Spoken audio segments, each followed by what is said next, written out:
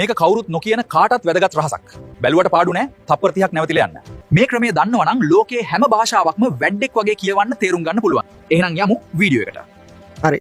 මුලින්ම අපි Google app එක open කරගමු. right. ඔයාලට පේනවා ඇති මෙන්න මේ Google app එකේ උඩ search bar එකේ දකුණු පැත්තේ තියෙනවා කැමරාවක්. මෙන්න මේක තමයි Google Lens කියලා අපි හඳුන්වන්නේ.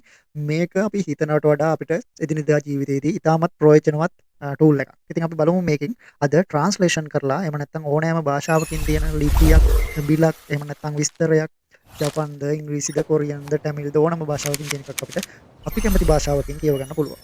ඉස්සෙල්ලා අපි මේ කැමරාව එකේ තියෙන icon එක click කරනවා. මේ විදිහට කැමරාව අපිට open වෙනවා. ඊළඟ අපි මෙතනින් අන්න මේ translate කියන එක click කරනවා. ඊට පස්සේ අපිට මෙතනින් පෙන්නනවා detect language සහ translate language එක. මම මේක දැනටම සිංහල කියලා හදලා තියෙනවා.